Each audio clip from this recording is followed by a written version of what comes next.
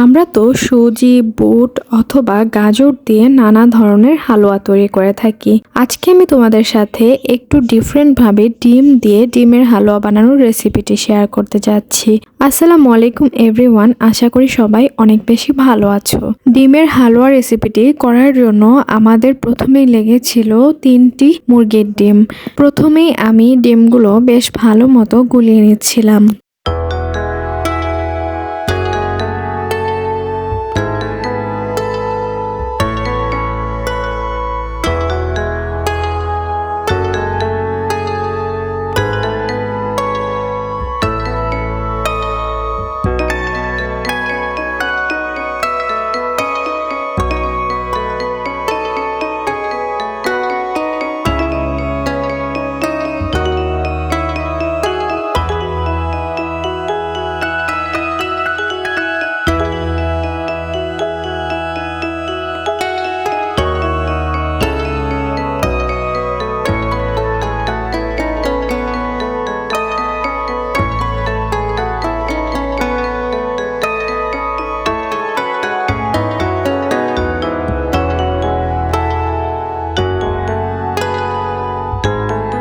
এ পর্যায়ে আমি দিয়ে দিয়েছিলাম 1 কাপ চিনি।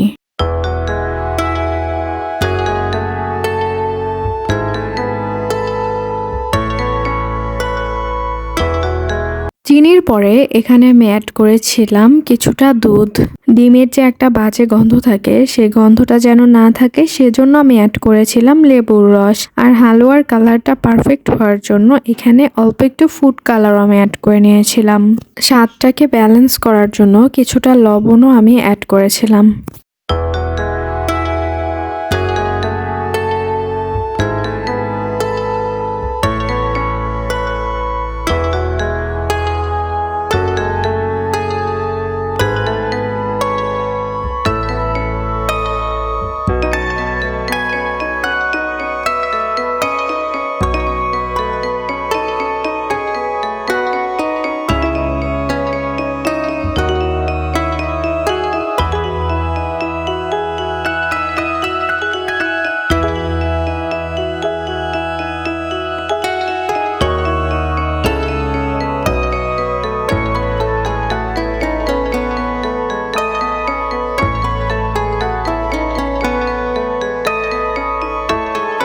এই পর্যায়ে আমি একটি প্যানে দিয়ে দিয়েছিলাম খাঁটি গাওয়া ঘি।